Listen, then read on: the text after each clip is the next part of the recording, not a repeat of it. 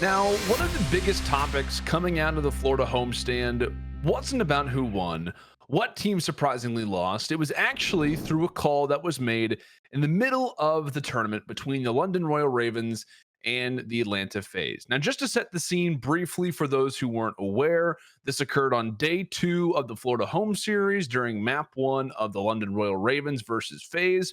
For those that were watching, including myself, we essentially saw London start off the game by not moving, right? They were shooting each other, they were waiting on the restart. And for those who were watching, we never got one. FaZe essentially had built up a major lead. They were actually playing while London was still kind of sitting in spawn. The entire series was pretty confusing, ultimately, especially the first map. And then everyone on social media was pretty puzzled by this, by exactly kind of what was happening, what was going on. We weren't sure if somebody was AFK. We weren't sure if maybe there was an issue with the game and that wasn't being administered to the casters or the admins or whoever was kind of in control. Essentially, the map ends. Skrapz takes to Twitter to make known the reason why the team didn't play was in fact because he was AFK. He wasn't there. He claimed he had the wrong game fuel water bottle. He left to go fill it up after being made aware the team still had time. He comes back. The game has already started. The referees tell him, hey, you guys have to keep playing. You have to play. They lose due to the fact that FaZe has already had a major advantage. All right. I'll be honest. There are some parts to this story that are different. There were 3 to 4 different details that were said in tweets, but to my knowledge, that is the most fair way to say it, the most fair way that I can possibly explain it. There are certain things, like I said, that could be added, but to my knowledge, I have covered everything that needs to be covered. And it was incredibly hard to follow. I was watching it live. I was covering everything. I was seeing Reddit. I was seeing Twitter. I was trying to catch everything that I could, and it was very, very difficult unless you were glued to the screen for a solid hour, 2 hours after the series was over. And during the map 1, you probably didn't catch anything. So, all right, the major question everyone's asking, who's wrong on this? Right? Who is wrong in this situation? Right? Who do we blame? Whose fault is it? Who deserves to be punished? What referee told them that they couldn't start the game over? Listen, we don't know all the details that went on in this, and we're probably never going to know all the details that went on in this situation. I'm going off by what was told by Skrapz and the team, keeping in mind that the CDL might have made it very well known to players. Hey, use this water bottle on this day. They might have gone over this multiple times. They might have given very strict details about leaving your setup unless being told to. I don't know all the facts, and I want to make that very, very clear because I'm giving an opinion on possibly not all the information that was given in this situation. And so I want to make it very well known that I am going off of what was told and what was talked about. However, if what Skrapz said is true, and it is, and rather in this situation, it was in fact a possible misunderstanding, I think they should have restarted the map. I think in this circumstance, and I understand the rules, right? I understand the precedence behind what the CDL wants to make known. Listen, this is an online league. Scheduling is important, and Call of Duty players in online tournaments have an absolutely horrific reputation of following schedules, especially in online tournaments and even in LAN tournaments as well. Take it from me. I've been involved in hundreds. Even on LAN, this happens. And some, and I say some, Call of Duty esports players have a horrible record in being on time. That's signified by my experience, and you can even take it from the pros themselves, constantly complaining about how teams don't show up for practice. In fact, some of the best teams in the world are struggling because certain players have horrible time management. So knowing this, having this kind of put out there, we are all kind of on the same sheet of music, right? We're all kind of in the same frame of mind. Having this set in stone is not wrong from the CDL's perspective. It's actually quite smart because if they don't make this known, people will exploit that. Players will exploit laid back rules if you let them. It's sad, but it's the truth. And even certain players will tell you that themselves.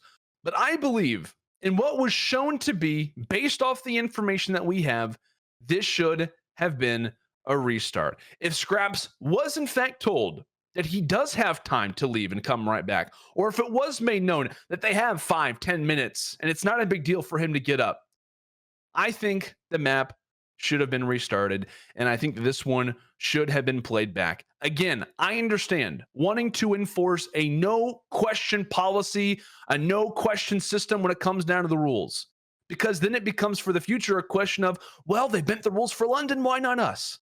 You have to be careful with leniency. But if what information we have is true, I don't believe enforcing faultless rules to a system that isn't truly faultless. If Skrapz was given the go ahead to get up or was told, hey, you guys are good, you got 10 minutes, then that falls on the CDL. And I believe that they do deserve a restart. But something that I don't agree with is the way that this was handled, right? Players who weren't even involved in the situation were roasting the CDL. Players who were involved were saying the CDL was a joke. Professional players were throwing around obscenities around the league. You hear that word though? Professional, right? The term professional also implies that you act that way. This frustrated me to no end because when professional players who are looked upon as an example are tweeting this, how does that affect the community? Right? They're going to think the exact same thing. Right? Skrapz said this league's a joke. All right. Not supporting the league anymore. Not supporting the CDL anymore. The CDL's out to get the Ravens now. Players, despite the money, despite the followers, sometimes, and this is even in professional sports as well, this isn't just in esports, but it happens to be in esports way too often. Despite the money, despite the followers, sometimes players don't realize the reach they have because they have a face attached to their brand. The league doesn't get that chance to do the same thing. Right? They don't get a chance to spew out the same amount of information to complain about the players the same way the players complain about the league. So the only opinion that we get to hear is an angry and a frustrated one. And then that turns into the community having the same type of aggression. And these referees suck. They didn't listen to us. They're horrible. The community now thinks the referees are the ones calling the shots. Spoiler alert, they don't. The referees don't make the decisions. They only enforce them. That's like going to a store and complaining to the cashier that the prices are too high. Right? What are they going to do about it? They didn't make the price. They're only there to simply enforce it. They're only there to simply enforce the rules, which is clearly what these referees did.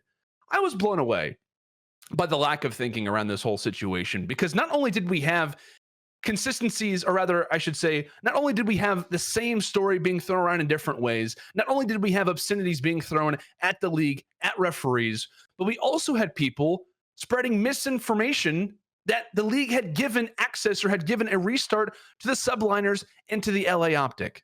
Right? That was also being thrown around. Well, look at this. They're clearly against the Ravens now. They're giving these teams restarts. So then we had people tweeting out that the CDL was rigged, that the CDL dislikes the Ravens, when in reality, those situations that we're referencing are totally different. Well, how do you know that, Landon? How do you know those situations were different? Because I asked them. I asked Attach from New York. I asked Kenny from OGLA. They told me they had players that were stuck in Codcaster by accident. Two totally different situations that were made out to seem as if it was the CDL getting it wrong. Oh, they're fixing what they did to London now here for OGLA. Wasn't at all the case. Wasn't at all the case. I have no problem. I want to make this clear. I don't have a problem with people speaking their mind, right? I'm clearly doing that right now. I have no problem with people making known that they believe this situation wasn't handled properly. But this was not the way to do it, right? Acting like children and having the entire scene whine about a situation that wasn't fully addressed isn't the way that a professional league wants to hear you out, right? And it wasn't just the Ravens, by the way.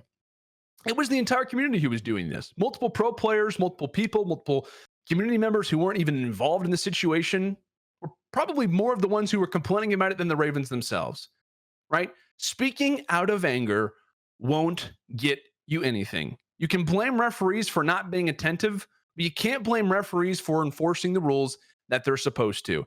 If this was handled properly, and if there was a true mistake on the side of the CDL, because from what we know, there might have well been one. There also very well might have not been one. I get the disconnect, though, that's here, right? I get the issue that we're having, right? I realize that if the Ravens didn't jump and shout, and if other players didn't join in, it'd feel like their point wouldn't be made, right? And that's the reason why they did it. And I know that. It's not a shock if they feel as if they don't yell and talk about it, that it's not going to be addressed. And in a very important situation for them, they have to do that.